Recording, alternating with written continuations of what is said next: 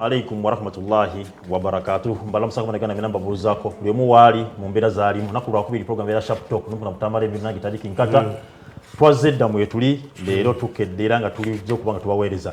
Ninga sina kubanga ngina mu maaso, ngina kubanso okukula munzikirize sinkola yange neryo ka munzikirize mbasabe abalabi baffe.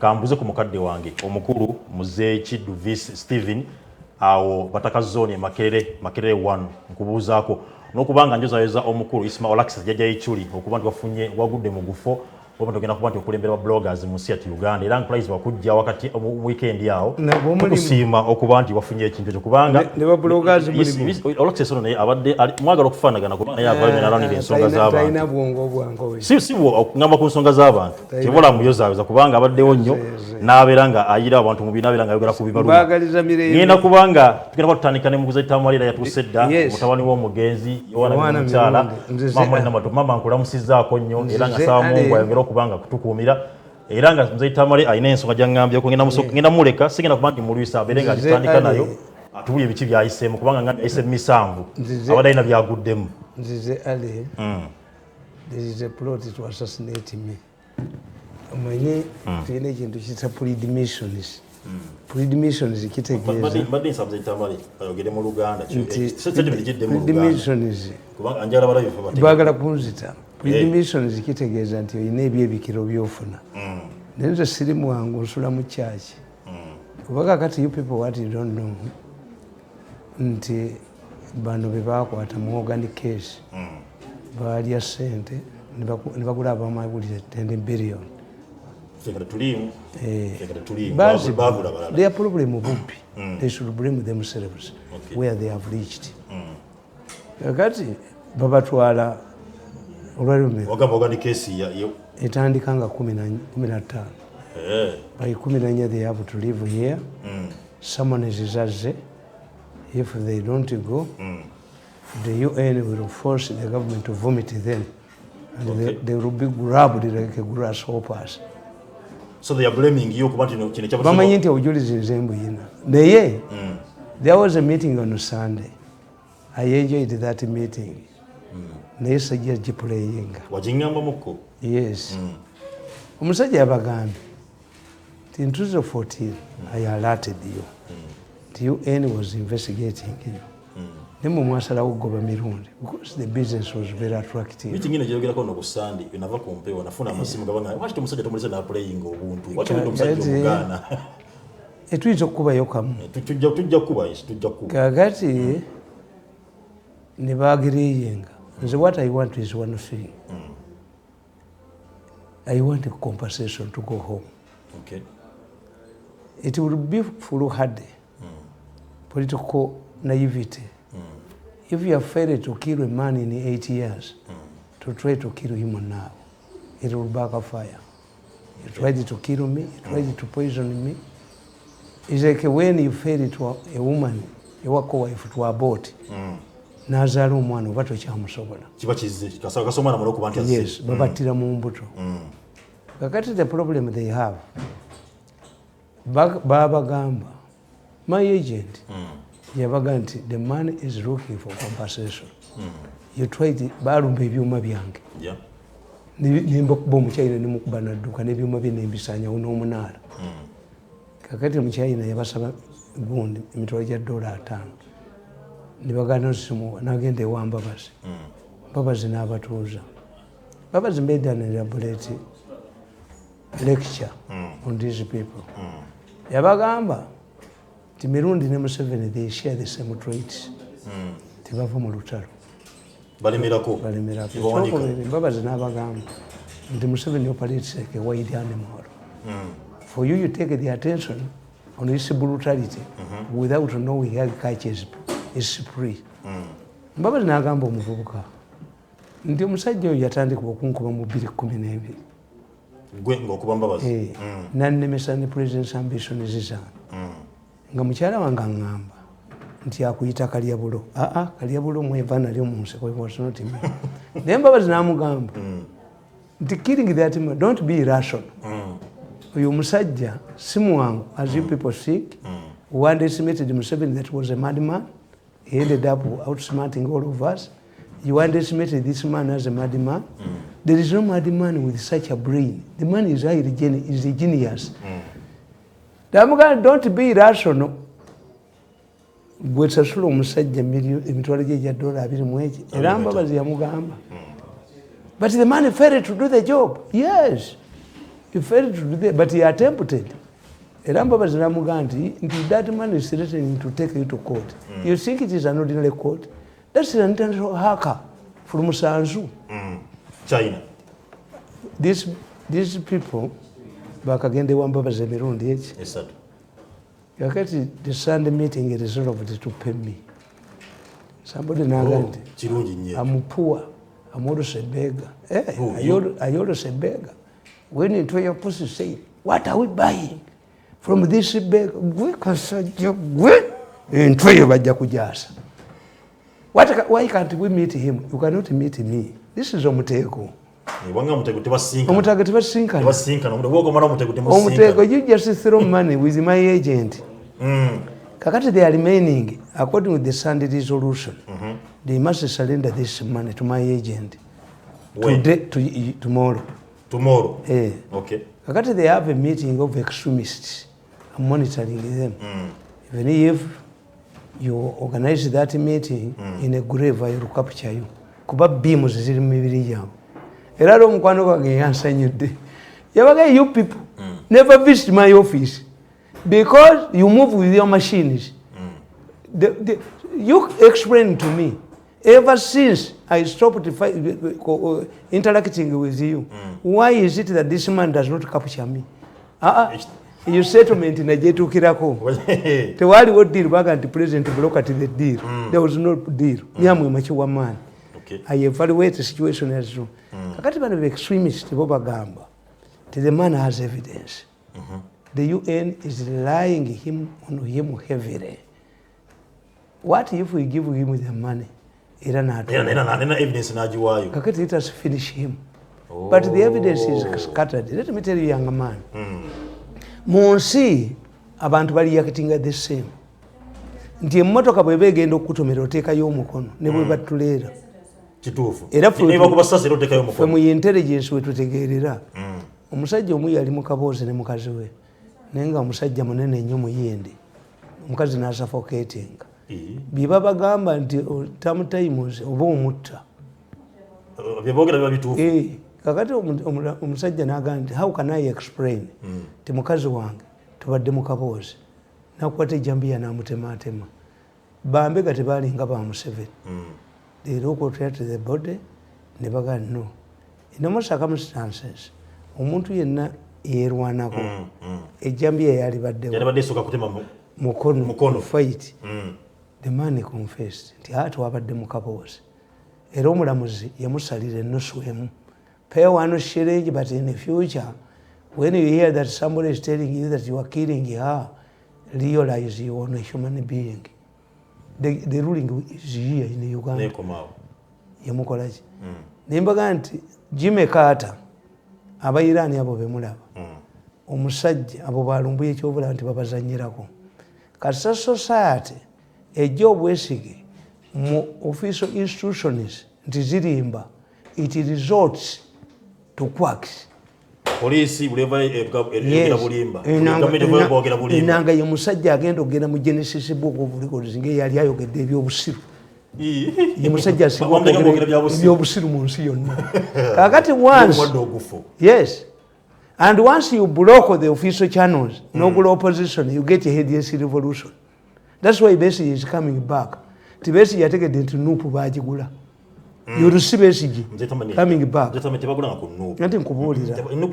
He is not operating as an opposition. Is it? I'm explaining. You will receive message coming back.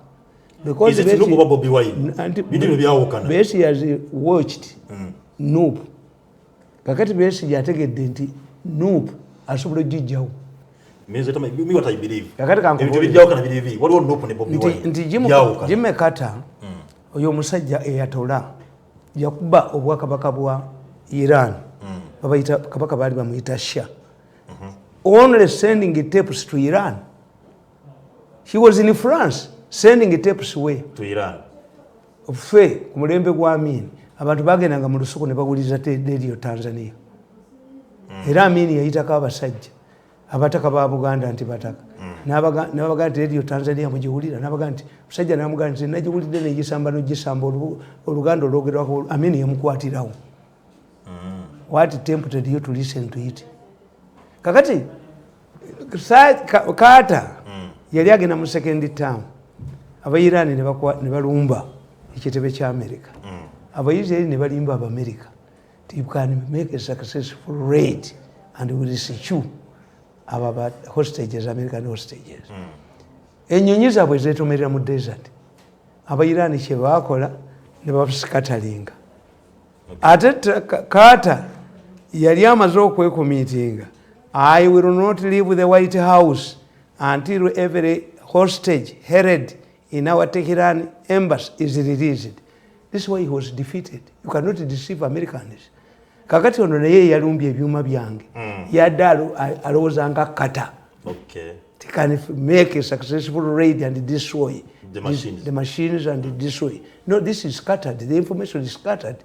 You must rely on my goodwill. Nze nabagamba nti I cannot surrender 63 Ugandans to a foreign body. I cannot leave my family with the 63 hostile families. You a patriot. What I want government to handle the organic case. Because if the government wanted to save these people, a commission of inquiry on allegations that Ugandans are being killed in hospitals and the organs extracted for export. ICC cannot interfere in a case that is being investigated by the local tribunal. Bagula buguzi ensi yonna nesirika from 206 nga batta abantu until they have zeroed on them. Kati bali abasajja kye baakola nabagamba nti babawuddemu emirundi ebiri ne baawula abatundanga abantu ebweru nabana battiranga wano. In fact, I saw a medical doctor. I was watching a medical doctor. The medical doctor said, if you tell me to contribute money, I don't have money. Because I was operating clinically, and I have a recording about him. Naye, bananga tebo bagenda, nebata kurudire. Chairman, yagami banenzi na yavuwala dda. Sina sente. On Agamba, I have money for air ticket. For what? May I insist you pay for yourself? I cannot give this man or this man. You will pay me. Because if they pay you, and then but you see, whenever you attack me, they targeted my wife. Akawala bali bakaita nabokera. Operation is wingi ya bweri wandegeya. Omwana omulenzi yabalabanga bajja organize emulago ne baziteeka mu mmotoka. Bwe yagenda okulipotinga ku poliisi bamuyita wabijambi. Ne bamusiba. Targeted my wife. I traced the telephone number and communication. Nensanga ng'essimu yeemu eri Kiruddu eri kwa Albert Cook muwala wange bamutyamu Albert Cook ng'eri Luzira Lugazi nga ne Masaka eri byafika Salama was empty. So I have gathered the information, ample information about these people. Okungo mu government bali bamanyi nti amunia the president ngenda mubuulira. Kati monga strategy yabo nze nfaanana n'abalala. Abalala nango ngoba ninja batta bulenzi mmwe. Kakati kankusomera akatabo kano. No, wait. Okay. Wait, this is serious matter. When I write things, you people take it seriously. I predicted Kadaga will be kicked out. I predicted Kitata will end up in the prison. I predicted that this woman, especially the one that Bamujoga, or Dembaganti Maiga in a convoy. How mafias control the power of Uganda mafias. How mafias control their victims.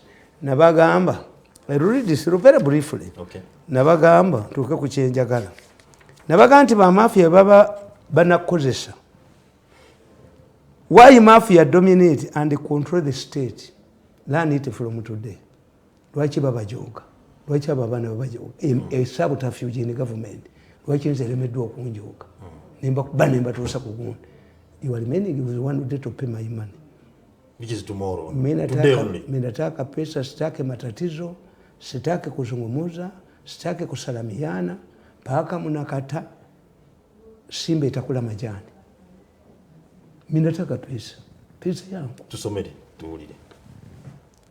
Omuswahili bwakugamba nti leo simba itakula majani. Do you know what it means?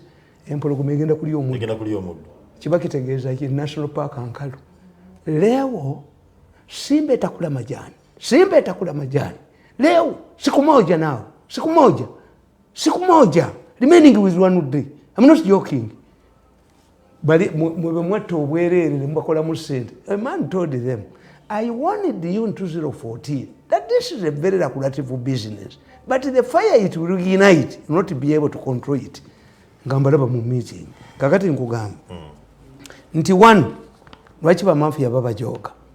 In Africa, business deals depend on one's closeness to government. Take for example, the late former Vice President Dr. Samson Kiseka. He owned the best modern farm in Uganda.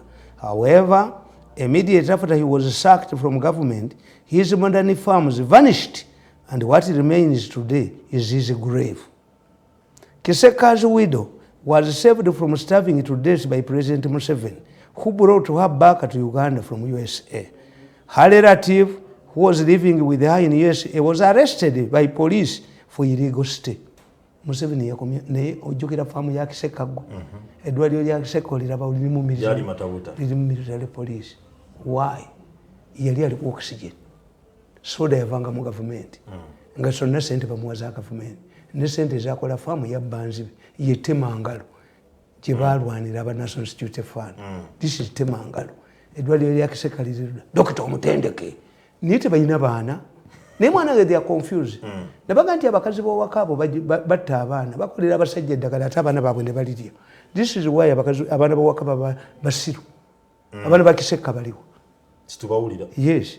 Naye nkugamba nti kakati eyo tugiyita fear of sliding back to poverty. Nakugamba his successor Kisesa, Dr. Speciosa Okazibwe, also suffered a big blow when she was shown the exit. Before falling from grace to grass, Speciosa was a good-looking woman with big rolling eyes. Her success in modern farming hit headlines, with the publications labeling her as a celebrated farmer. Sipe, short for Speciosa, had a flourishing banana plantation, as well as a piggery and a poultry farm, from which she supplied several government departments. By the way, what happened to the famous Naigaga market? Kasaba mujja mu kifo kino. Binebina ne bitandika okubanga tebikyalabibwa. Oxygen. Ayina okukkiriza okubeera advisor mu health. Diana Mujoge. Nikiseka singa yali akyaliwo. Yalibadde kyekimu. Ne mbagamba, fearing reprisals from the public. During the period of fattening, mafias encouraged their future victims to commit atrocities with impunity. Nga kino ekikuba abantu. These atrocities would later be brought against them in the future. Much like the Stockholm woman, the victim must succumb to humiliation. I was wrongly pushed into this category, having delivered, committed, and dedicated service for 14 years defending Museveni. The mafias wrongly believed that I had become so unpopular, and therefore humiliating me would be warmly welcomed by the population. Afuma Nakalema. Nakalema ni omumanyi. Ani kunoze Nakalema. Nakalema mu Uganda. Akola mu State House. Afuma chibiso. Akabukedinko kuva kabusenga je kali. When you see us in nice suits, you think we are ordinary people like you. Apart from the human flesh, oloza ndi muntu. Waliwo nsonga muntu kwa nasigalawo. Gundi yabagamba professor in 2014, I've observed this man is not an ordinary person. Better apologize to him. Mbabazi yamugambye ekigambo kyekimu. If you think that that man is mad, that man is not mad. There is no mad man with such a intelligence. This, the Pakistan told them. Anybody who thinks that this man is mad, is not mad. There is no African with such a technology. Okay. Golooza gavumenti abo abagagga abayitirivu baali nkaaga nga who is who ebyuma byabalema bitya ne birimerawo emyaka 8. How can a state allow somebody to operate sophisticated weapons, sophisticated gun?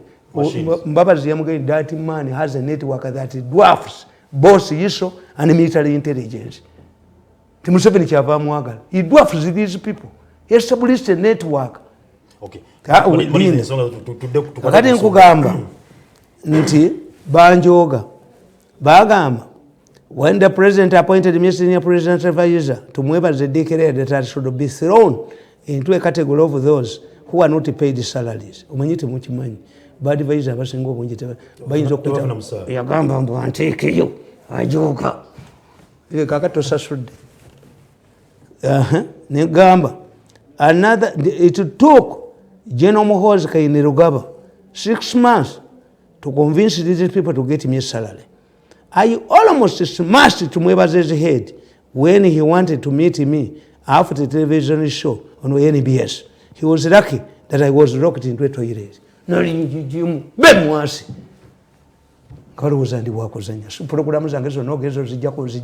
we talk. Would you talk to the grave?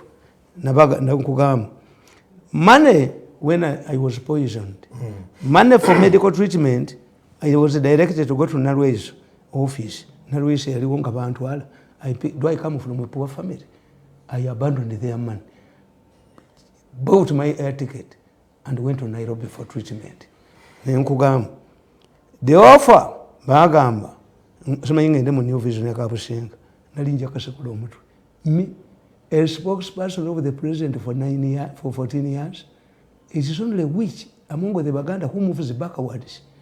Having been a spokesperson, is not me. The city Damabega. How can a general become a platoon commander? As press secretary and spokesperson, I'm the chief advisor of the president. How can I become an advisor? Then it means welfare. What the yes, so the local senior minister advisor now. If you fail to advise Museveni as close range, then this means welfare. Kakati nkugamba nti they also brought this offer of a job at the media center. This was purely to save me from actual poverty. How am I a poor man?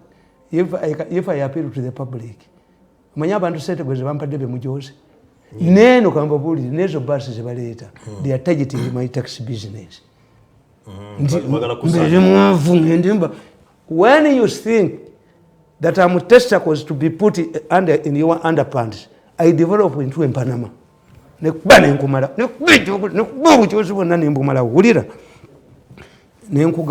made the following resolutions.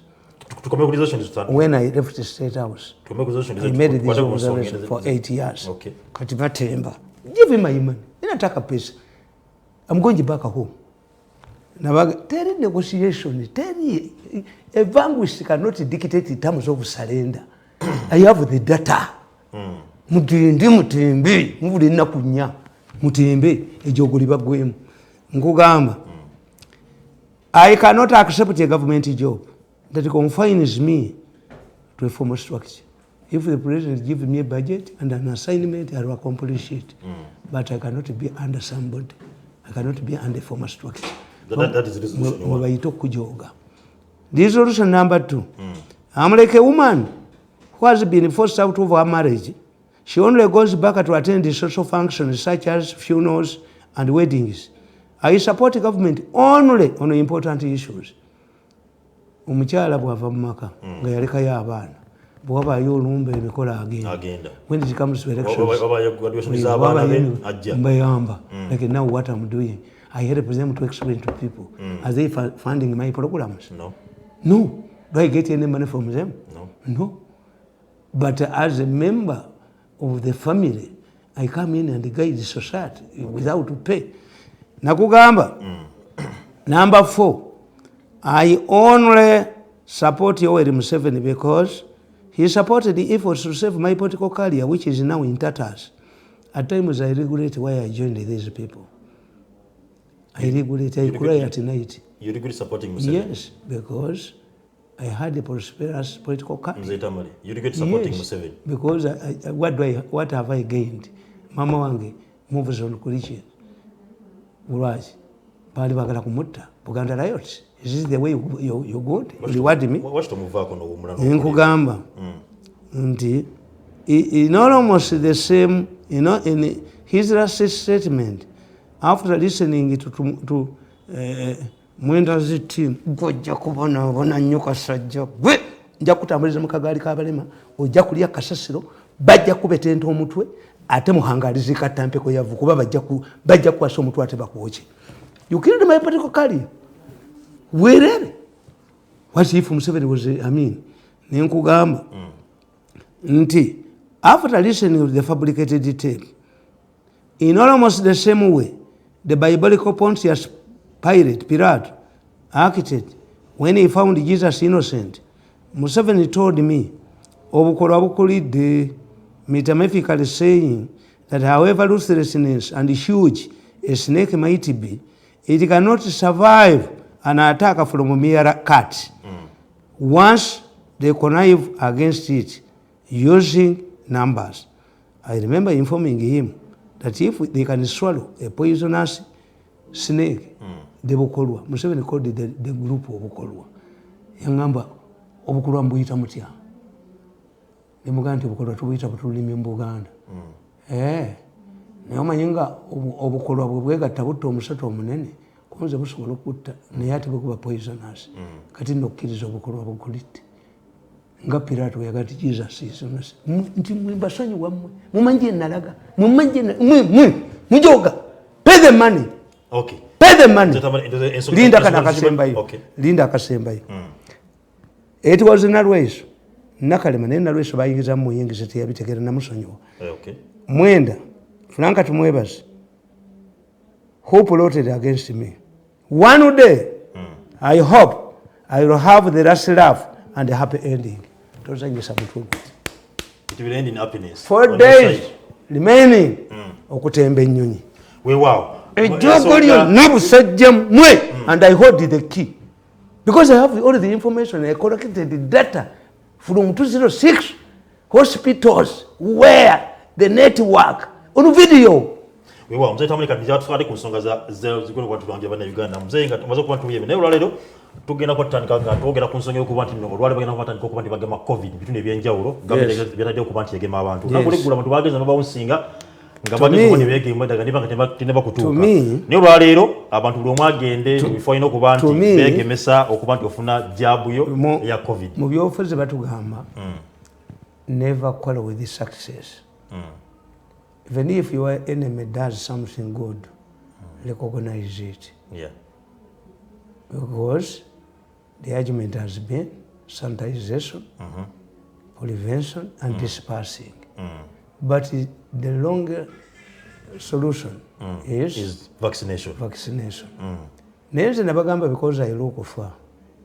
Nabagande, you first go to Parliament and amend the Health Act.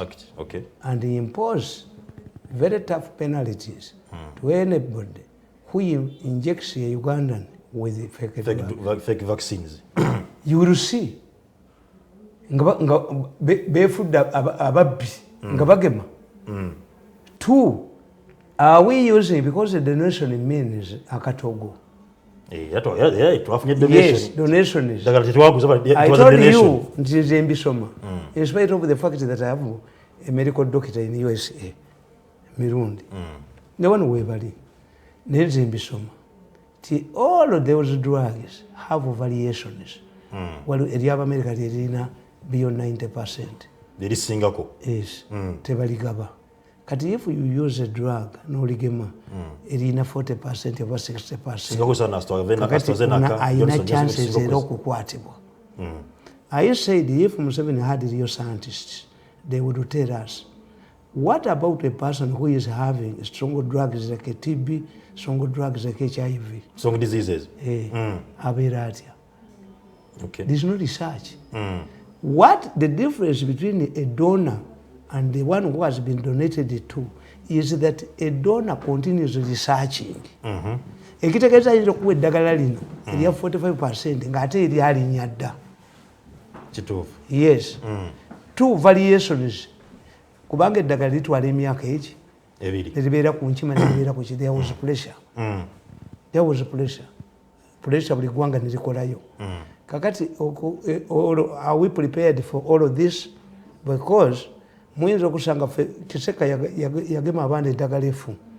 Mulindwa Muwonge n'ayimirawo n'abaga nti temutwala abaana kubagema. Mulindwa was arrested. Mulindwa Muwonge was arrested. Nze nafiirwa abaana bange babiri. Kiseka n'atwasamira tebabagemesa eddagala efu. UNEP bagemanga abaana ne balemala. Yes. Ekitegeeza without scientists nabagamba is my responsibility now. Era ntambula nabo. Yes. Two. Koto kasuula mukasero nako. Nalabanga abasajja bakulu baffe nga batambula nakagolo size. Ekyokubiri, dispersing, is it viable? Is sustainable? Ku bantu abali zenkolawo zendya. With our corrupt system, can you be sure nga National Drug Authority egenda nerumba pharmacies for its drugs? What punishment have you meted out to those who were found with the donated drugs? The case is taken jetambula. Yes. Kituufu. Kakati mwe, you excite people. Me, I will be the last one. Because I tell you, how can an impotent man contract gonorrhea? If everybody is vaccinated, let me wait. Yes. Kituufu. Kubanga ali mu Kampala osobola kuba ogenda donation is center zone ziri mu kitundu kyo noba osobola kuba ofuna jabu za COVID. Nze nabagamba nti they fear to solve an issue. See, if you had drugs, you wouldn't be ebyo byonna bibateekawo okulya ssente. Where is the involvement? Mukwano gwo yavuddeyo n'ala. General Soke. Mukwano gwo yavuddeyo n'ala. You would just hire, you have borrowed money for nothing from China. You would get trucks, military trucks. We have doctors that were not working in the government. The military doctors can carry out this vaccination within a week. But the vaccines ziriwo. Ne mukwano gwo yavuddeyo Lord Mayor. Yaka kesi bajwadde omutwalo gumu gwokka. Omutwalo gumu n'ekitundu ogwa doses. Zigenda kwenda kukiponna Kampala. Ekyo asisinga yafunya kadde kamu. Ku COVID si kikulu. Because if you had an effective drug, then whoever is vaccinated, you have created an army of 1 million people who cannot be infected and who cannot infect others. That's a big achievement. But the drugs, the way they are doing this, the fake ones, who cannot be handled, is also bazirikawo bagenderedde. These loopholes are deliberate. Tukozesa all banks, post bank. It's deliberate. Abaganda bagamba nti gati bengali ng'omukazi asiriza entamu seebya mu ebyobusiru mu njala omukazi asiriza entamu agikombere mu ffumbiro. These people create a situation nga bebagibbiramu nti as you create difficulties for Uganda to be vaccinated, these people they will tell you, come to my clinic using the same government drugs. As they create a stampede, they make it difficult for you to get vaccinated at Nambole. Line in Ojisiba. Ugandans don't want to line for many things. This is why the bus business is completely hopeless. Anti bachikola bachimanyi. Nti kakati today, ebintu bya government byonna mbibala. Nti kakati today, ebyo byonna bibakola. What's the criteria? You would say, let us vaccinate soldiers first, policemen second, nabo security. Of medical practitioners because bajja mu bantu. You set priorities, but you cannot create a stampede. It must be an orderly vaccination.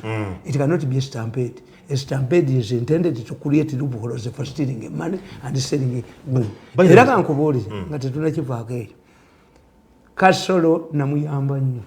Miso yayamba Kasolo. Akasolo tugenda kujja. Ani kubuuliza. Tugenda kujja Kasolo. Tugenda kujja Kasolo. Byebimu. Njasulumiza ensonga ya COVID. Parliament yazudde obukiiko bwa Parliament bubiri. Akaloko government n'akalondoola omusolo gw'eggwanga nga kazudde nga mu Kampala bikana ensonga gyeyogerako bagamba nti Kampala yawa abantu ssente ziri excess bawa abantu excess bawa abantu bayisamu abantu 6 49 ssente zaavaawo naye ono gundi gwenda bono Minister local government. Umaiba kugandi embwe omuguto ogumu gugeze embwa. In Uganda you can easily tell yourself by a swollen stomach. Where has Magezi got this swollen stomach? Is he now turned to drinking a kweto umalwa? After taking the money, COVID money to local government. He shouts at the people about 7 years ago. How have you acquired that swollen stomach, Mr. Magezi? Have you now switched it to Malwa or quit? A sentence in Ganja, you never mulaba. You cannot tell me this bureaucracy. From Minister of Finance to the Post Bank that is semi-functional with the debts, then to the telephone companies.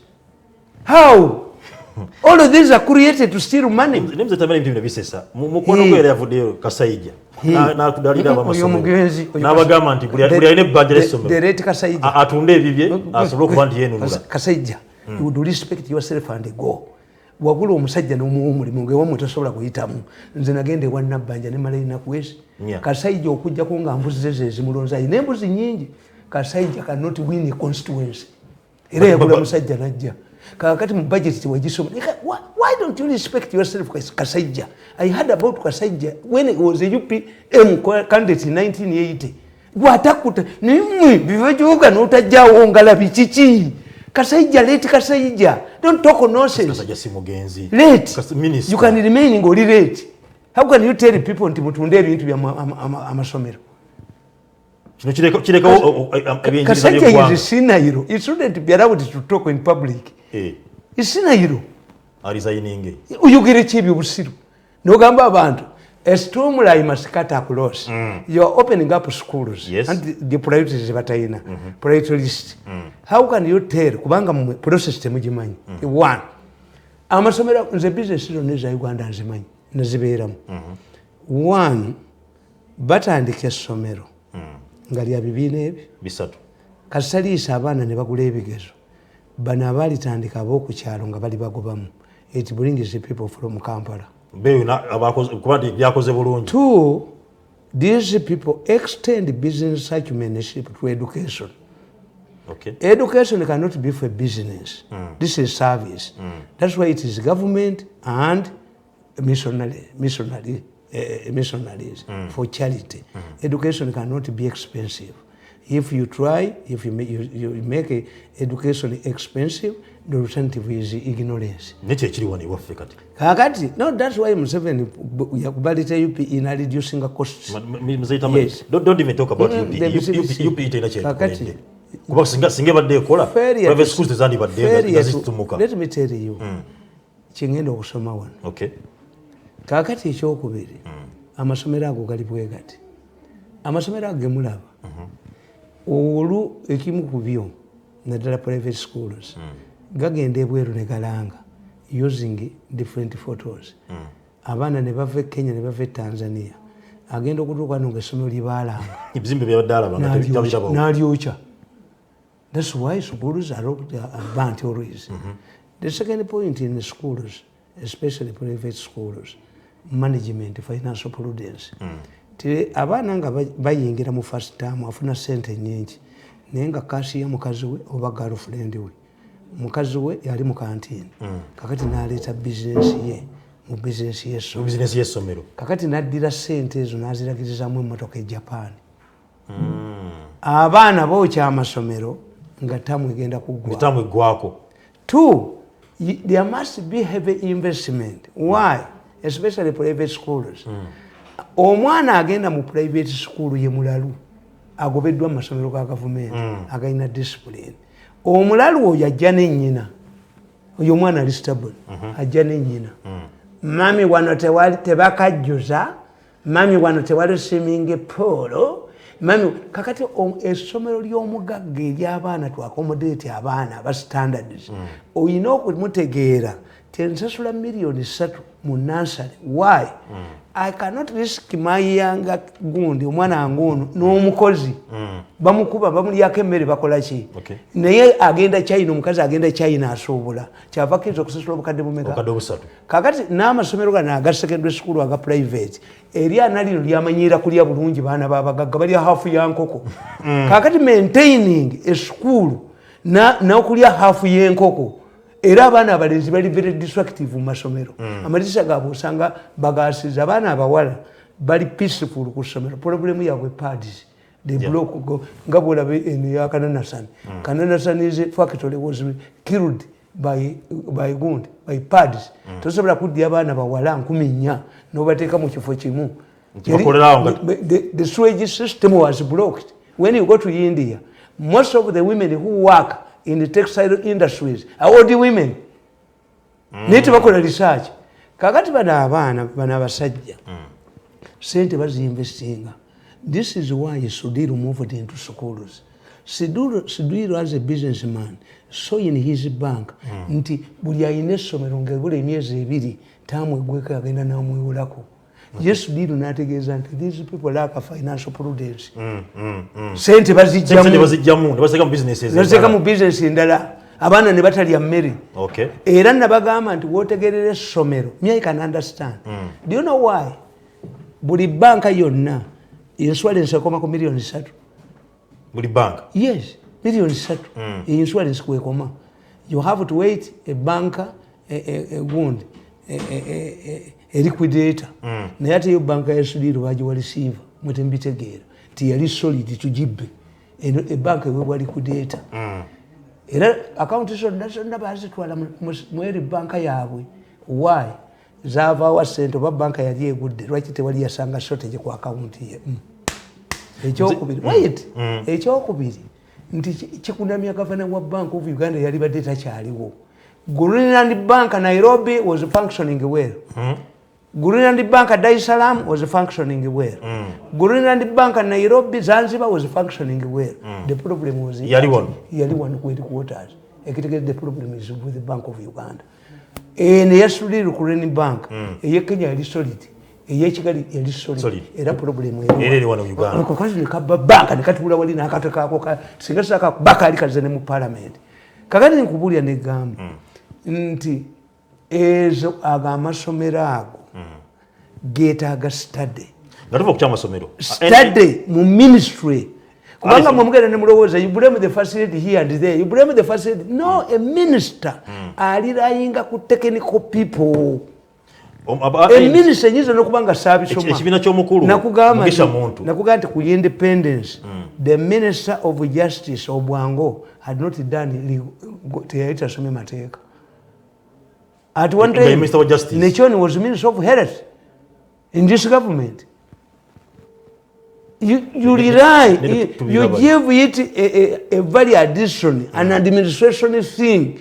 You provide the good, but the technical people, Timubalaba, this is where you go wrong. Until you don't reason beyond. You follow banks. If I have a problem to solve through banks, do I bring Post Bank? Post Bank. Or centenary. Government. This is not organization of civil servants. You would get a widespread bank. Never banonya and they are easy baja basibano baba mareu.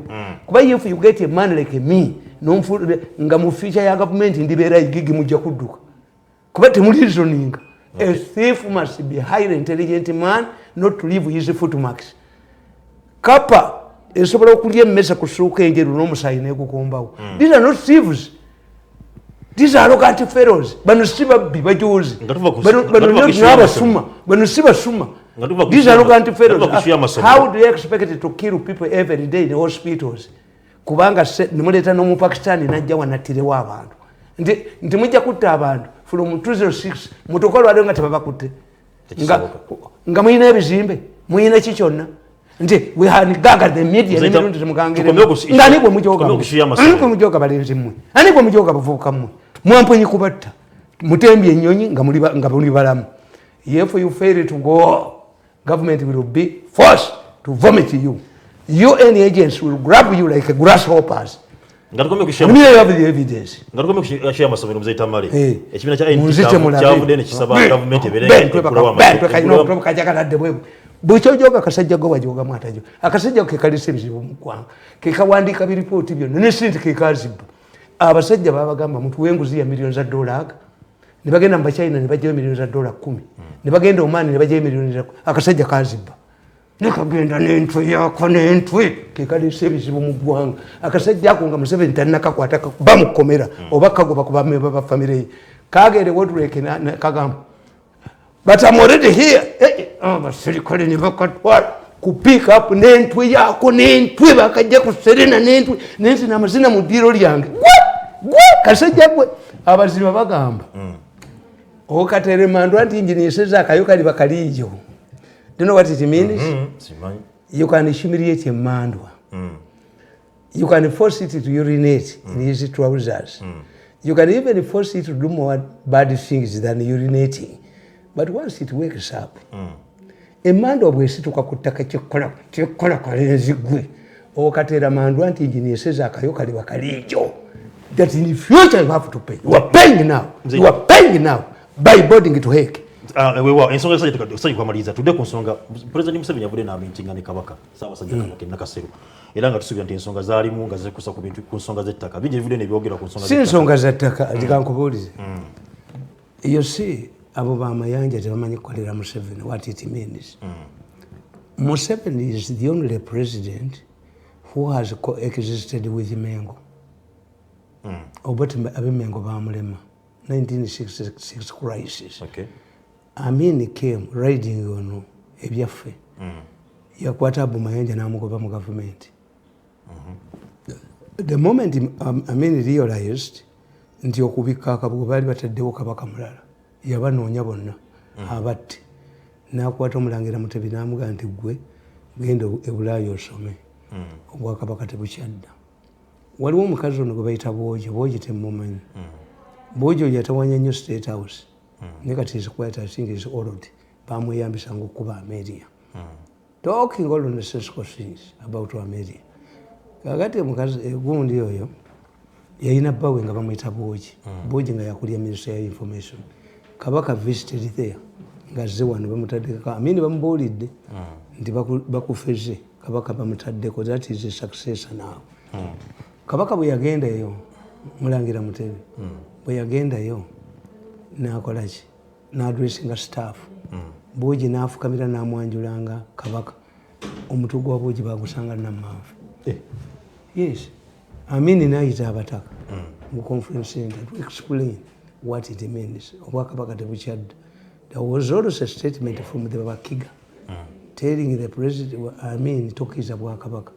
Nabaga nti Abakiga bwe bakola constitution eyankaaga mu ebiri nti buli traditional leader asobola okufuuka president wa Uganda which is targeting Mutesa. Abakiga baateekawo Lutakirwa Bikangaga, the most educated Mukiga. Yes, but the Itessos refused. The Itessos now have a Morimori because there is a Pajero and 5 million which was not provided for. Yobuti yali atezekitimba ki. Kakati Museveni bw'omutunuulira has been making concessions to Uganda. And that's why he has coexisted with them. Yabategeera bali corrupt. The very corrupt fellows. Kasitoomu laba ononga ataddemu gaalubindi zaage enzo you were said. That's a commercial man. Corrupt how? Era namuwandikako wano. Oyo lumbe. Omanyi kabaka yejjako kabaka yejjako abagundi. Kabaka yejjako abataka. Kakati nakugamba nti ono omwami mwangu nnyo. Omwami ono mwangu nnyo. Ono mwami mwangu nnyo okufuga. Mayiga namuwandikako. Nemugamba nti ono mwangu nnyo okufuga. Mayiga namuwandikako wa. Exceptional privileges. The second trick employed by the mafia or government is to give a person some privileges in the form of either vehicle which you must return once you are dumped. For example, Charles Peter Mayega, the Buganda Kingdom Premier, who used to criticize Museveni's long presidential period, he at one time wondered how a person could be escorted by soldiers if he is loved. Mayega has been enjoying the same privilege, courtesy of the same government and Museveni he wants to criticize. In a program yenga ya never muyola, tinyifunza na muyola, mbembo na bana mukakwe, na bana muteka mulayini. Naga katika nzibe. Natandika bubi. This means that if he is confronted with a situation that forces him to lose such a privileges, he would accept to be humiliated or to retain his current status. I will not be surprised, and I'm still waiting, if this man does not accept a central government job. Oh my God. That's what I could do. Ne babye manyiza. Nza abantu bavaawo bokka.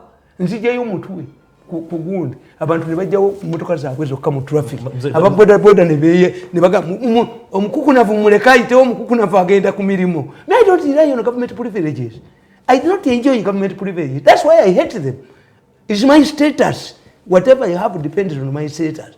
Kakati nkugamba nti oyo Mayanja yajjene n'obukyayibwe ku Mengo. And Minister. Atava mu kikampuni ky'abaloyi ekimu ku bibbi ennyo mu Takungu. Nalyoka wandika bwala bw'ekibwala atakibwala. No. Gwoba onoonya bukyayibwa ku Mengo. Museveni has known in 35 years. Museveni knows how he has been dealing with these people. Yatula n'ab'essaawa 72 ne bakera ku makya ne bamugamba nti tukkiriza regional ne bagigaana. Did he fight them? No. Nabagamba nti ne bwolaba Kabaka byayogera. Kagame, President Kagame, His Excellency, ne President Uhuru Kenyatta bategeera Museveni, Kenyan politicians. They have a strong relationship with the Mengo. I told you that if Museveni is a lion, Mengo establishment is a hyena. A lion cannot kill a hyena. Yes, this is why whenever we have elections, the Mengo strategists make a gamble. They tend, the Kabaka flies, na agende ebweru. Inachibalikira. 2, he dissolves the Ruchiko. Nadira abantu bagenda mu side zone. Now why? He knows, as a good strategist, what Museveni gave Uganda is enshrined in the constitution. Cannot take it away. Yeah. So, when you support Museveni, Museveni will maintain what he gave you. And he cannot remove what is enshrined in the constitution. When you make a gamble with the refugee, he will call you. Nimze Tamale, Bogamati Museveni gave. Abamanyi obubbi bwabwe, abamanyi obusuma bwabwe, abamanyi okulya kwabwe sente, abamanyi eddabo gundi yaabwe. How come that immediately after meeting Museveni, the Kabaka went to Germany for treatment? They were looking for money. That's the proper explanation. Buganda ina simbi za. Ngizijjagwa. Bayina sente mekaba. Bafera bufira kufira nga n'amasiro gabalemye. How can my father, if I had my father, enyumba ye waffe kitaffe nga yakomyewo ayitawo nga tamanyi. Mzee Tamale. Peter Mike goyogerako. Katugende mpola. Neno gamba n'amasiro agalimu bakabaka ku mudidi omulenzi oyo omudidi gwe yayola omudidi gwe yasomba n'asomba n'ebunyolo n'asomba nawa bashakabaka amasiro enkube gakubira bwere bakubira bwere. Peter Mike goyogerako. Nga ne UN ne UNESCO yaleeta sente. Olumu bali muvumbagira omulenzi oyo bali muvumbagira. Peter Mike goyogerako yajja kuba katikiro nga Buganda ina budget ya buwumbi butano. Nkugambye nga sasa kali tuli mu 10 plus. Give me a hospital for Mengo. Give me a school for me. Will the government allow it? Yes. The government investing in the social good. Give me the donations Mengo gave recently to COVID people. If they have the budget, if they have the money, where does the budget go? Oh, yeah. Atite tufuna katikiro mu ferengo oyo. Bakatikiro bonna babadde era oyogedde bigambo bibiri nti mayiga mubbi mu fere nsaba obumenyewo kubanga toyina bukakafu. Let him take me to court and account for this man. No, it's obvious. As I've told you about Magezi, that Magezi was a tiny man like me, but after getting money for local government and what which are not seeing what, the stomach is swollen. And unless it tells us that he shifted from Omulamba to Marwa, or he shifted from Omulamba to Kwete, because of Kwete, Akabuto Kerega. How can a tiny man, a recent tiny man like a Magezi, now the stomach is swollen? Do you have infana in your stomach? What? Give us a scientific explanation, Mr. Magezi, before you abuse those who campaigned for Museveni. Zimbabwe said, you explain to us, are you sick? Do you have infana? What do you have? Do you have a stomach? Mzee Tamale. Kaduli kuchali kunsonga y'ettaka. Eryo lyawedde Museveni has said there is no bill and I support him. In fact, I will give Mayanja a book I wrote about Museveni. I combined all of the speeches of Museveni and it translated them. Federal Museveni Jawadde Buganda. When I went to America, what are you meeting here Baganda? People fought for this book. Okay. Because government did not have a proper explanation. Twalina beti kamya mu America. The only allowed one person on the side of government to talk was me. Oh. I'm telling you, we're in America, in New York. Nenkugamba, Museveni has made several from 1989. Museveni has tried to amend the law. But I told you, he's fighting formidable forces. The Mengo is around the road. A church, the Catholic Church is around the road. I told you about a story of children who were evicted by the Catholic Church. If the president wants them, I can take them to him. By the next Catholic Church, yabakuba mu nyumba ya church. Omulamuzi yavudde principal javudde n'agamba nti Dodo tasasulwa nsimbi. Dodo ono yabadde kusasula ensimbi wanene. Dodo azagala. Yagati mu ensimbi. Dodo ayagala sente. Anybody bayisa Dodo tayagala sente. Dodo bilioni za risatu. Kugaiti Dodo baagala kuyita mu ki? Dodo baagala kuyita mu forceful acquisition. Dodo is a stubborn man like me. First apologize to him nti mwamukwatira bwerere. Zenda zagala. Yakana. Kalimu omulamuzi yamuyambye obuyambi. Nemukubira ku mungalo I want stubborn people. Abo yagala abakufanana. Ngoyo Dodo nga ayina muwala we ewanga abalenzi batabani bange bamuwasa. Njagala nnyo abantu abayina obutajoge bwobo obutajoge ab'emitwe eminene. Mbagala nnyo okuwasa abaana bange n'obafumbirwamu. Added to intelligence. Njagala omuntu ali stubborn awase wange. Sagala kuzala bifere. Njagala abazzukulu. Era nabagamba nti bazzukulu bamwe ngenda bakolera ennyumba eyabwe mu bampe bakule n'amagezi. Mbajje mu buto bazzukulu bange. Sinza kuleka bazzukulu basiru. Mba training nga kapa we training abaana bayo. We need very stubborn people like this man. Yesigana kubanga Dodo bow to the scene. Dodo baloya bennamirembe bajja mu kooti bakiboneka ne bagamba church si yaffe. Dodo n'atuuza church meeting n'abaga nti bannange tusonde sente tujugule nti twepankirako kubanga baba bamaze okugula everywhere. Mumulike kulimba bantu. Abaserikale abaali bakuuma church ne babajjawo ne bateekawo ab'okuba church. The court by reefs ono musajja gundi mukwano gwange Kirunda is an expert. Kirunda has a court order from a court ordering demolition of the church. Museveni was taken to church. Museveni does not believe that there is a company, a land company comparable to Uganda Land Board at Nakasero. Betugenda okusiba bantagali. Ebyo nebondezo bya takali ya Buganda. The Buganda land was given to the churches. There's 3 churches that have been found in Buganda have been given 94 square miles for the development of Uganda. If Ntakali sold our land at Entebbe Airport, how did you inject land in Uganda?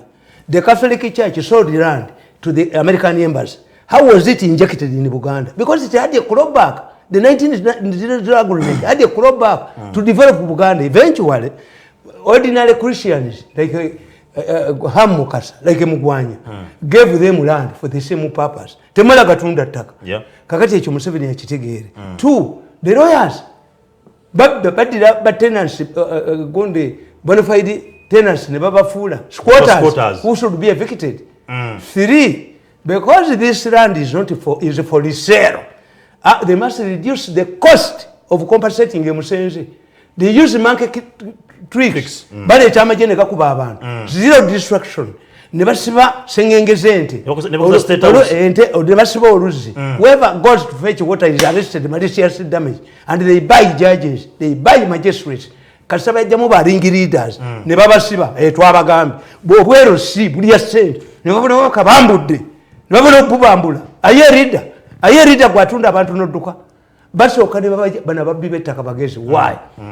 The land, after evicting people, land is partitioned into small plots, which means these products to be marketable. Semati sebaji bali bafere abo bafere. The only credible person yali wa Jomai. Oyo ngano kado muyo loyo. Oye byapa bya yino yo ngada yo desimanyi wasemati simanyi ani oyo. Ngamuchebere yanga nti bayole mu kiro kimu oyo akwata ttaka. Kakati what they use market tricks. Ebyapa bya Buganda biri documented. Babinoonya gye biri. Okay. Ne babigula ku kizzukulu. Ne bafuumuula ekyalo. Kati ne bajja ne bakugamba nti oyina yiikanya tuweeko biringa nkuwaza utayimbwa mu mutwe. Look at this stupidity. Yep. Look at the stupidity. My father left 5 acres, which we have kept here for 5 acres. For us, we are landlords. Naye omusajja yasigaza ekibanja kye kyayiika ezi n'akikuuma mu buzibu bwonna kyayiika 5 kiri mu Wakiso. An idiot comes from Buganda Land Board. An idiot comes from these land buying companies. Mpako yiika 2 nga nkuwazaaki miliyoni 600 nkuwa ekyapa tofaawo ng'oli mulamu. This stupidity. Why do we share?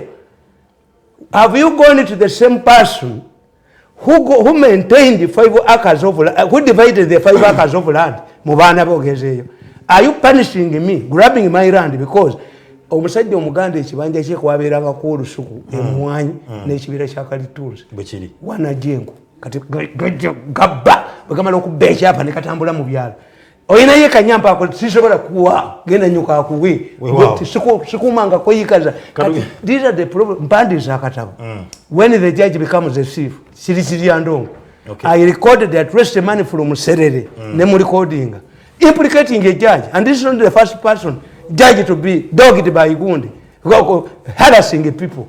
Now again, the Kiriandong Nasaba, every policeman is panicking.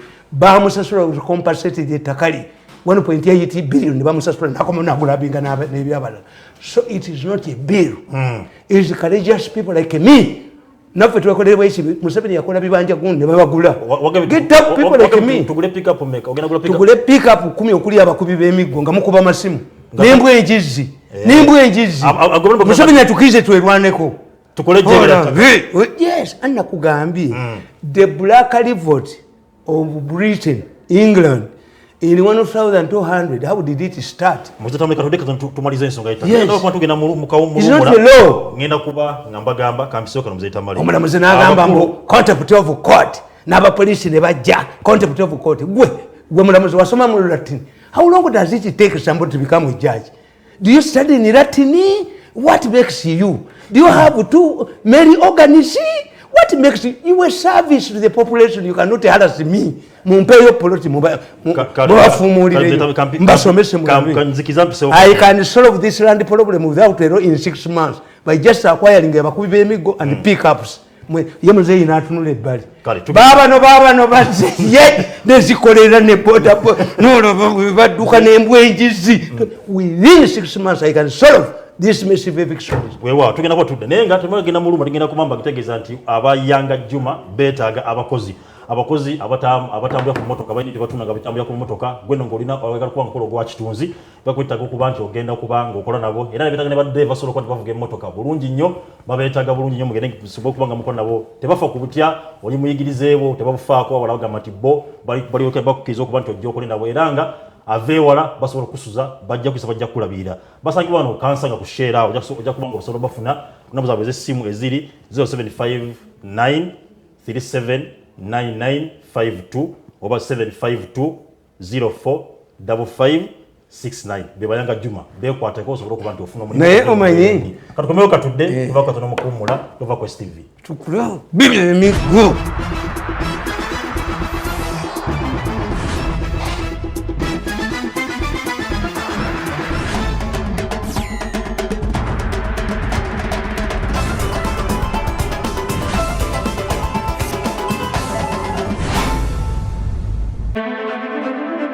STV, select for fun.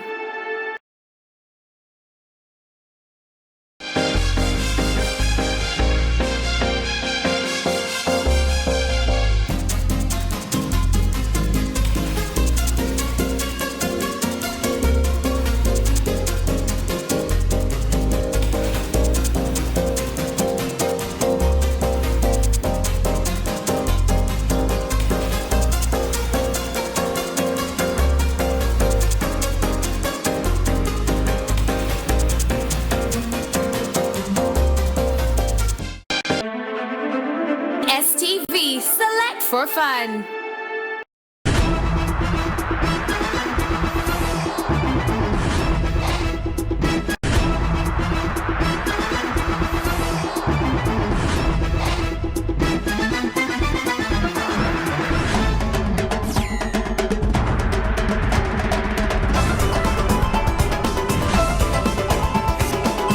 Wow, kwebaza kwa chokule Quest TV ngo tukubana ne Tamale Mirundi program Sharp Talk. Era ngino kubanga nkujjukiza ntitugeze mukumula monga government waliwo abayanga Juma tubamanyi bulungi era nga balina ebintu batambuze byamaguzi ku motoka zaabwe era nga betaga bakitunzi mwana mwaloli mulenzi ononya mulimu bera ngo obekwatako ogenda osubango obokuba tunda nabo ebyamaguzi byo era nga betaga ba driver asobola kuba nti gomanyi okuba nti otambuza ekiduka ngo kivuga bulungi bakwetaaga tebafa kubigirize oba basomako bakomawa ndele tebakifa okujja kuba training abo kutagenda okuba nga okuli mimija era byekwata kubali wano kubasanyi wano kansanga kusherawo nga kubosobola okuba nga bafuna ku namba zino z'essimu wammanga zigenda okuba nga nkusomera 0759 37 9952 oba 752 04 5569 bebayanga nyo bakubireko osobola okubanga naawe ofuna ekiguli amagala eddiba kubanga webali okuba nti okola nabo bulungi bajja kubanga kuyigiza tugeze mukumuliramukwekyogerako nsonga yettaka era ne state house bweri bwekiri ndi when president created that state house yali alaga kibuga abantu ne bamubushinga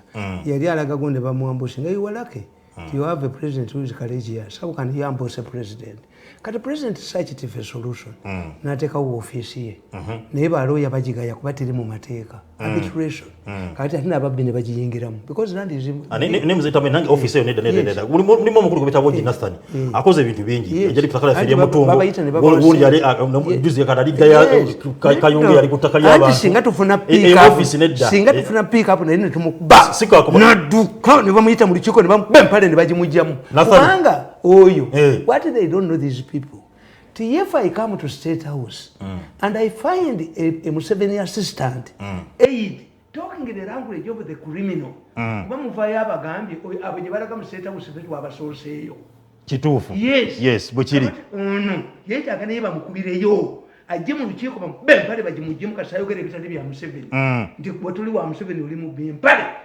bagimugja ate abasajja batya okubambulamu empale baagala kubambula z'abakazi naye omusajja oli mukulu mwempale ne makansi bakutaga empale ne bagisala ne makansi n'adduka nga yeekutte wakati kasamba bebirundi nga munaana for you a Catholic you are not a Catholic priest you have married you have deviated from canon law a person who expects from a Museveni aid must speak Museveni's language or protect it. One of the cardinal duties to other districts Museveni directed them not to ensure that people are not evicted byagaana kubanga ettaka limu sente nyingi yes ekitegeeza miggo era mutuufu pick up 10 zibalukiddewa oba kiro lubalukiddewa nga mutukubira ziri ku standby tuyinza noziteekamu region ezenjawulo at one time we can acquire an helicopter within 6 months I will be solving this eviction kasaba bakubale ekiragiro kya kooti ne bagikaaya tewali kiragiro kya kooti kubanga mwe bakweka nti if we want to defeat Museveni you hide in parliament you hide in mumateka kuba Museveni cannot violate the law kati bamuziga nti Museveni amateeka ye nazaalawe parliament has directed a judge has directed a commission of inquiry has Museveni umuwangudde kyobula asanga nga kyangu okufuga amaje jeshi ya moja ni moja ataina koti maaso kituufu ewalala bonna gy'atalina control wafu kuba bamuziga nti is it a democratic yes is democratic genda ogende kugatta nabbe abaliko tebalina neegonde n'obuyinja mu matu era ba ministers abenjawulo bakolagana ku nsonga z'eby'ettaka omukyala n'abakoba temuli makulu ngamagalo kwandi musolving ensonga z'eby'ettaka amateeka panado ku by'ettaka amateeka panado mateeka mugaveeko panado yagenda yali n'abakoba neyeyita yali n'abakoba nga musoga neyeetumba n'abakoba n'agenda mu kika ky'empologoma abo kasitola bayita ba matakumbiri emengo gyali neno gyali kati matakumbiri hakuna msituni omuswahili aganti matakumbiri hakuna msituni enyuma teyina gyesula esula ku kkono oba esula ku ddyo matakumbiri takola kintu ali emengo mu bulaka meiringa neno ba mu bulaka meiringa wetaga matakomoja matakumbiri hakuna msituni abaswahili bagandi matakumbiri hakuna msituni eno gyali neno gyali kati gwe nyuma ogibalira wayadyoba nyuma yadyoba I have never seen where land has been solved amicably. Mau bakwata abazajja abazungu ne babateeka mu ttaka. South Africa fought, Zimbabwe has fought. England 1280. Tell me where land has been solved amicably. Leaving that aside, now come for as a minister. Nti n'agenda ab'ekika kyabe abajjukira avudde mu poliisi nedda oli mukyala muganda ina okubaagomera obuwangwa bwe ekimujja kuba nti no gwe tetuli baganda tuyina we tukoma we batukomye obujozi bwabwe onakooba tukwesiba okuba nti ogenda kubutwalisa nga tukusaba okubandokola ku nsonga z'ettaka tandikira mu state house muli kambayambe ku myonga oyo omwana bamunoonya aliwa oyo kasolo batta n'omuntu ne bamuteekako. Where did the murder case stop? Parliament yagenze muri 6 weeks because you don't need a whole parliament. The Minister of Finance would put up a committee to find out why people policies have failed. You started with the rural farmer scheme, failed. It ended up draining the resources of UCB. Nemuji capitalizing with 95 billion, nemuji tunda 45 billion. Chigundo na jibagulako. All of this what you have grappled with, wherever attempt has failed. Na wandika mukatabo kangana. Nemba gamba. Factors that will affect Museveni in 2021 polls. Nenkaba kwandiki. Abo batu mwebaze bannwanyisa. Nalimpa nsina katabakala how to manage scientific elections. Nzobongo mbuyina. What they did, mbwajeka chuo, ninja pata bana mu. Nkugamba, nakawandika. Ninja babitente emitwe. Offered on Wednesday, January 22nd, 2020, at my home in Kabalagala. Completed at 3 p.m. Nabagamba. Nti Africans are capitalists by nature. Ibi bimukole ebyo simanyi sako which cannot work. Except if sako is an agent of additional capital. Era mu kutandika baagamba nti essaako mwewola but essaako ey'emyaka 5 nga ebadde mu existence gyetuwa. Ogambye tebijja kukola ne kasolo bye yaleeta. Anti nkubuulidde kasolo nkugambye nti kyali badde mu Ministry of Finance nebabuulira why socialistic programs cannot work in Uganda. It's not kasolo, it's not emyoga. You are budgeting kasolo for nothing because if you include temwagala bamugobe. What about other projects? Have they succeeded? Nakugamba. In Africa, people prefer to do their own work rather than working through groups or companies. This explains why many of local companies are family businesses. The stock exchange in Uganda is also not vibrant compared to other countries. This implies to groups are dominated by individuals who are either educated or more exposed than other members. Buli ne bateekawo emyoga ne bateekawo nakalema ayugumya obutale bagenda okuteekayo ssente nga waliyo bantu baabwe bazibbe. This is what Museveni does not understand. When Museveni brings money in the city, you will see explosions in taxi industry, in the markets, replacing leaders because the money is not intended to be there. Waliwo oyo omukyala yawulira mu bakatale kewagundi sendi bali kuddembe kushaba bamuwa $4,000,000 n'aziteeka ku akawunti ye enkeera n'ayasama mbw abasajja bavudde mu state house ne banzibako 2 yatawanya akatale yes mubuuzi Uganda ska ninja kumunoonya kakati ekyo kikutegeeza nti okujjako nga Museveni atuuzizza abantu be n'abagaa nti muve ku busuma. This is intended to help people. Bamuziga tekati emyoga tulina okujjawo minisita tumwebaza yali ajagala mu president's office emyoga nigireeta buli lwolaba sente baziteekawo ne bazibba ne bagenda nazo. Museveni came to Zana. I did not attend the meeting. Nia ndi kumpi awo. Naye yakwata nakyobe yaleeta miliyoni oba 5 n'abibawa mu katale. Bw'abibawa mu katale ku account babiteeka ku account ki? Has the market taken off? Yes. Ekitegeezo saako naki nkugambye saako zibeeramu ababbi zibeeramu abali educated abafuga abalala bande bafuuka ki sente bazeewola bazikola ki bazibba nti sente za Museveni miliyoni 4 ezagenda mu wino omukazi oyo yagamba bamubbyeko 2 bavudde mu State House kati 2 bikola kati yata n'obulo y'omu bamujjamu engoye baganda very weak fellows. The woman who lost neyememengwa neyebajjagala nti miliyoni 2 babinzibyeko abasajja bavudde mu State House ne bateeka ku gun point ne mbatwala mu banka ne mbasayiningira miliyoni 2 is making a noise agalira abantu ngulu. That's why I don't respect ulira. Secondly, Africans are corrupt. They do not mind about credibility. A good example is the Ujama villages in Tanzania. Nyerere wanted to keep people together, provide them with the necessary utilities like clean water and electricity. Their project fell flat because Africans do not live in groups except when the circumstances force them to do so, like a war. That can happen in the refugee camps. Ochimanyi ekyalemesa Ujama village abadduka baleetamu eddogo ne beeroga. Nyerere ng'aga Tanzania nsi nnene okukwata layini y'amasannyalaze njijja eno n'eno. Why don't I put them in the camps, in the villages? Okay. To reducing emiti y'amasannyalaze. At one time Nyerere suggested bamboo. Why do we buy pipes? Let's just make a bamboo pipe. It is available. Eddogo lyabalemesa. Naye tebabisoma bado tebasoma baba basomera Tanzania naye tebatunulira bintu bino. These capitalist practices render any social-based project unattractive. Unfortunately, youth projects initiated by government are based on group work.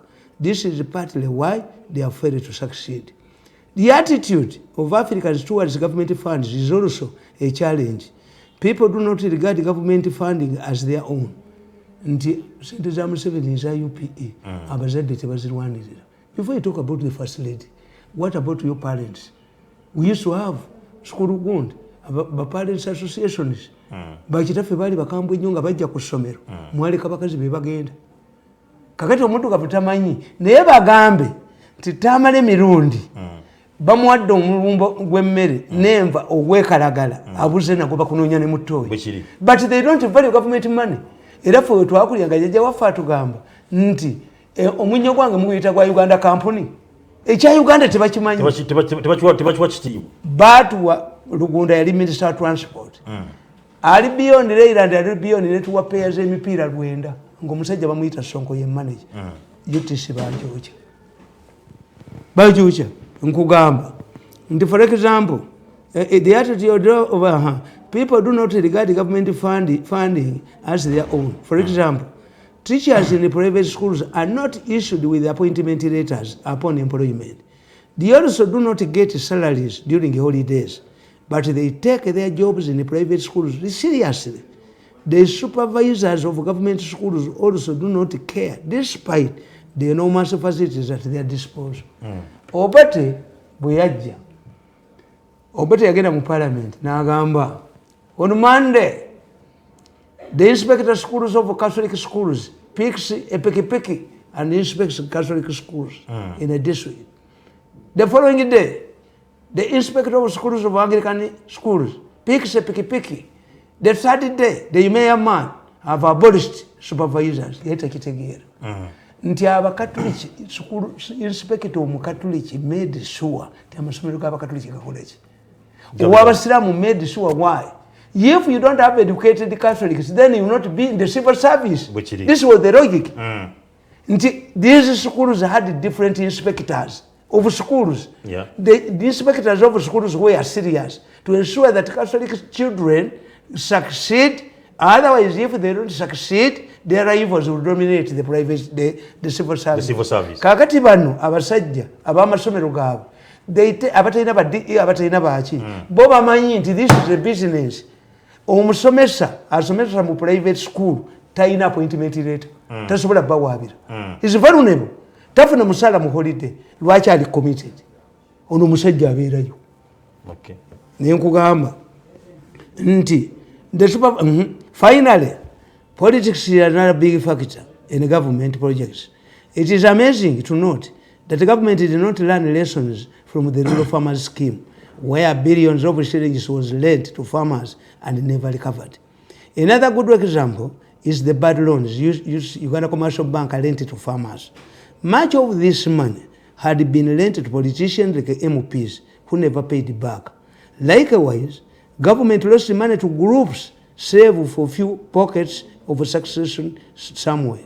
The best approach should be a reformed NADS that stresses the importance of state supervision over the project by either an individual or a youth group. Nagamba Salowe. Nemuga Sale. Singa mukwata abaana bana bataasoma. Abayigiriza batalina mirimu. Nemubateeka mu group. Nga group bwegwa mu kitundu oba district ebala abaana abali mu masomero ebala ssente zaabwe ebala ki mugiwako percent ekuli covered money. Abakoze eno ne bakola nabo bwe banayingiriramu obubbi government facilities get a private company y'abavubuka abo kakati nkugamba wano nababuulira wano nembaga government yemu egenda kuperforminga bubi kana akatabo bakagaana. Let me finish this one. Possible use projects nazibabuulira. For those engaged in small scale agriculture, they need two things abavubuka abali mu small scale agriculture. See, money as a startup capital and support funding until they harvest. They also need cheap and reliable transport means to the nearest market. This is where an idea of a lorry can come in. However, it should be given on condition that the handlers should ensure proper maintenance and ensuring it is used for the intended purposes only, transporting the produce to the market. Government should establish coolers near the market because agricultural products are perishable. A cooling facility will help younger producers. Nti mu kitundu nga mulina ennyaanya zammwe kakati ng'akatale nakasera ako baleeta ennyaanya nga bazituddeko ne bajjako ezibootozi bazitwalawo genda mu wino waliwo omusawo muganda leero kati genda ondeetera ennyaanya yalemera mu wino half of the produce is wasted. Yes, naye nkugamba government should also invest in sports to nurture many talent youth who remain in the villages because of lack of facilities to develop their talents.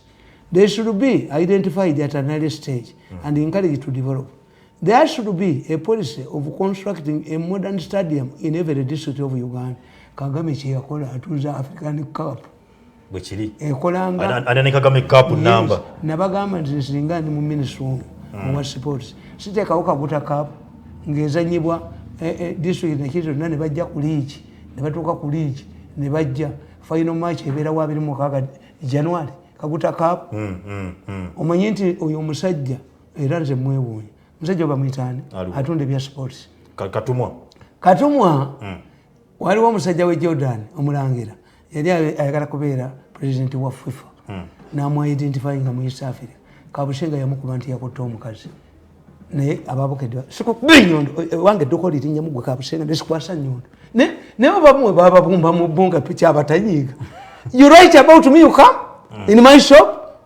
Omanyi kyekitegeeza omusiraamu omuwalabu omuga nti wakutte omukazi bizinesi egifiirwa Kabushenga n'aleega entwe ye n'agenda ne kateekawo ekirala simanyi friends of Gonde of cranes era bubbeyo n'akalala kali ne bakuba mulindi omwogoza ne bakuba mulindi kati bugenda ku kisaawe n'obula akasajja kano kabetenta mbiwuunya mmwe different character gye wabba akambe tolyayo mpaate. That's where the Baganda say. If you steal a knife, don't expect to eat peanut bananas in that home. You stole the knife. No, akambi wakatwala. Yes, atogera kamalize.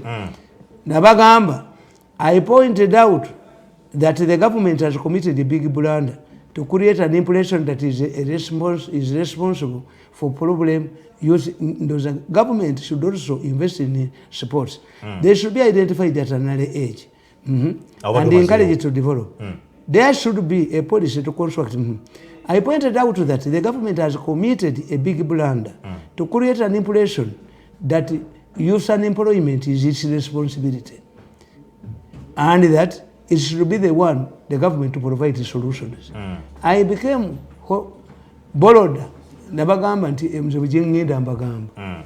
If your father did not prepare for you, you must work. Era fe abaganda tukimanyi. Obuvubuka bwe bukolera ki? Bukolera obukadde. Omuko omwavu amera amayembe. Bwasanga nazaalawe nti amutomedde. Naye fe abalina lumamye tutuula nabo. Yes. Omuko omwavu akanya kugulu. Okugulu okole yase enkumulumbe n'okugulu mbuliri. Toyinza kuba mwavu ate nga ne battle enfu. Kakati Muganda is told to work for himself. Not to expect. I hear even the cattle keepers, because they are my friends. Nti bali okusumbuusa. Nti ne bakuwaayo. Ne you must have. Oyina okubeera nenti okusumbuusa. Naye gwe n'ogamba nti eriyo gavumenti egaba ssente. Ne balumba mbu abavubuka balumbye minisita babawe ssente. If it is a responsibility of government to give you money, then we should have a policy. Before your father impregnates your mother, we should inform government to plan for you. Why do you why do you quarrel at a party where you're not invited? Political opportunism. Youth unemployment is a ratio that changes from country to country. Yes. Otherwise, the ratio, all countries, even these countries that have welfare societies, like Nordic countries, what they do, they sustain you if you fail to get a job, if they identify a job for you, list. And they tax their rich people heavily to sustain you. Kakati ate mu Uganda revenue authority tejja kubagaga sente vice versa. Yes. Tulaga wange. Naye bw'owandiika bino tebabyagala kubanga oba bino biridde liberate buli kyolaba kiridde liberate nti mulimu akibbiramu. If government keeps silent as it is, and the ICC releases the list of 63 surgeons, including miracle surgeons, they will create a stampede in hospitals. People will abandon the hospitals. You would just say, we have put up an inquiry on allegation of this, because the ICC wrote to government through the Minister of Justice. Otafire ne bamugobawo. Ne bagiwono ono gundi oyo musajja wa UPC. Era naye ne bamugobawo. Hajati Mukwaya ne Bigirimana nga bayina evidence. Ne bavaawo. Bonna babagoba. Tumwebaze n'atuulawo. You cannot protect a pregnancy. A girl cannot hide a pregnancy. It has exploded. Because if it explodes, government should have mitigative measures. Let us investigate, change the system. Cameras in Marwad. People will run away from hospitals en masse. I've kept this information for this purpose. Doctors will be pound stone. Abantu bajagenda makaka baboche. This thing I'm a mad man. I'm not mad. I'm helping you. If I release these names, the 63 names, prominent surgeons, bajja betta abantu. Bajja kulumba amalwaliro n'enkoni n'emiholo. Government must come in. Government the story is there. These people must board planes on the 14th. The case commences on the 15th. And for me, this is my last day to wait for my man. If it does not come, Simba takula majani. Simba, you cannot kill me. A person you have failed to kill in the last nabatandika 2 mu 2014 mu nnumba ne mumkuba mu nchaise mu 7 kakati Simba koze iki.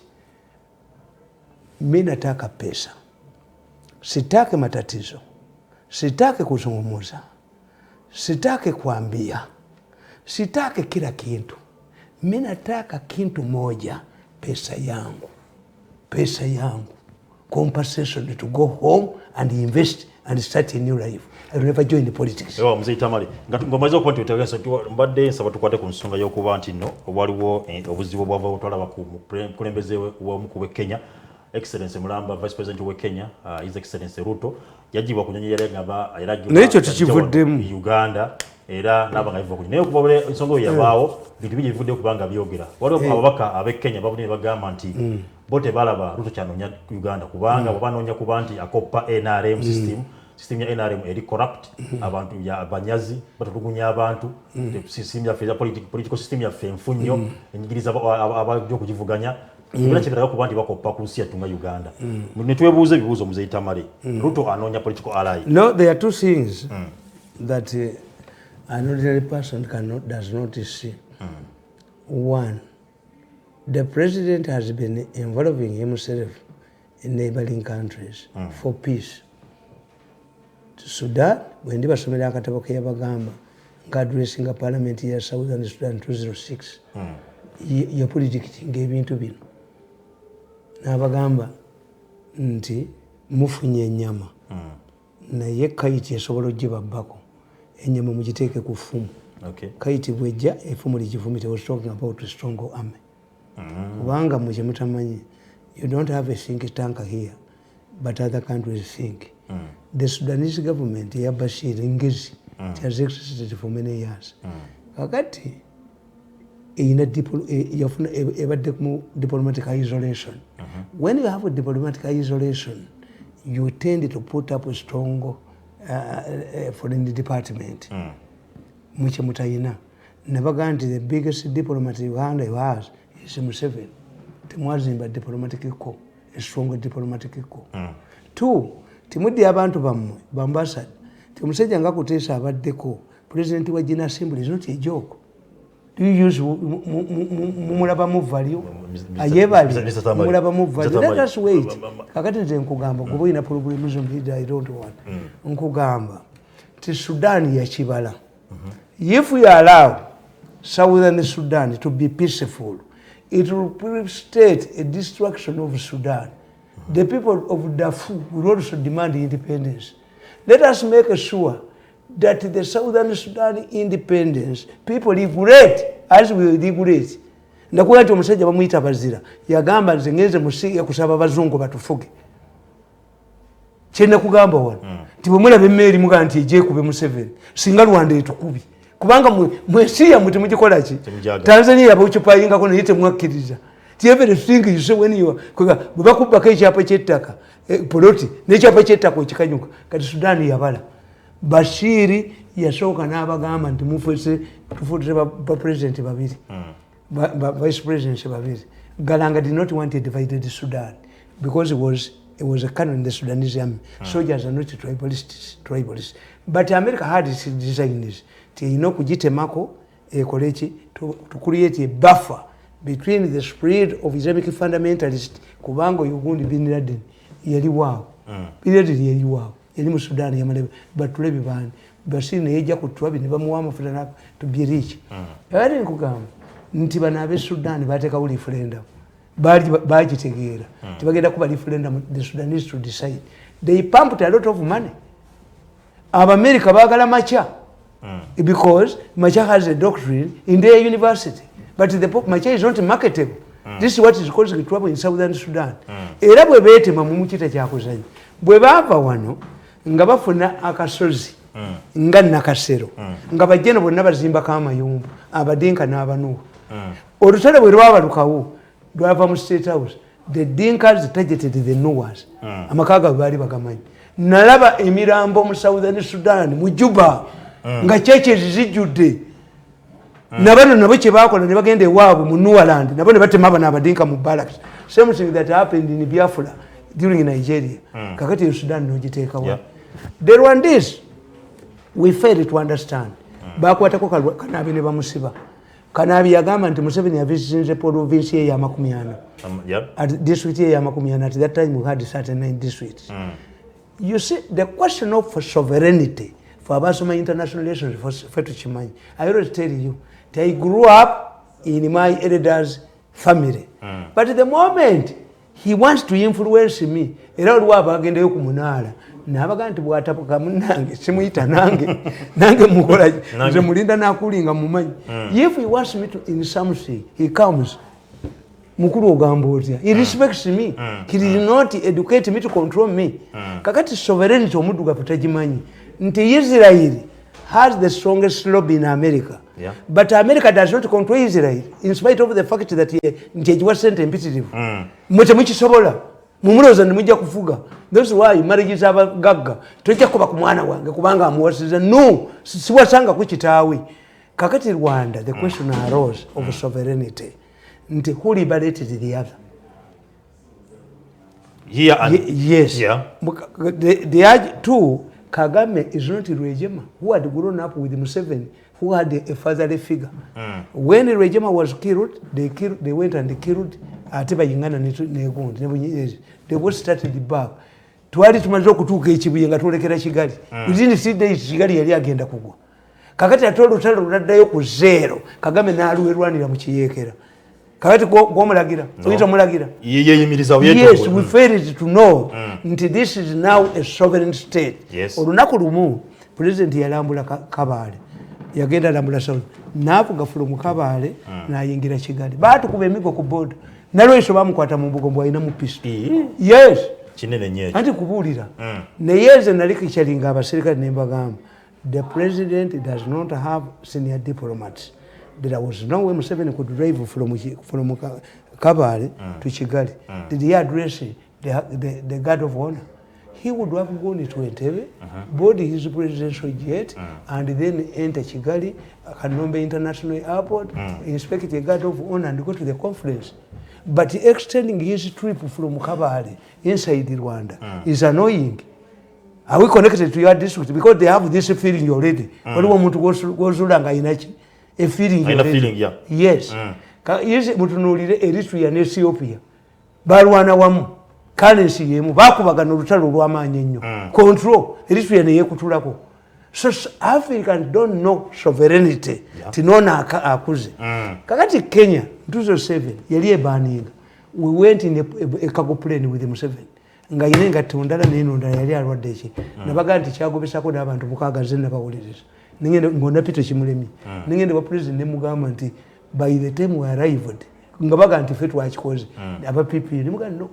By the time we arrived to a foreign country, I was not directed nti mbagambe ekigere tebakukikola ki.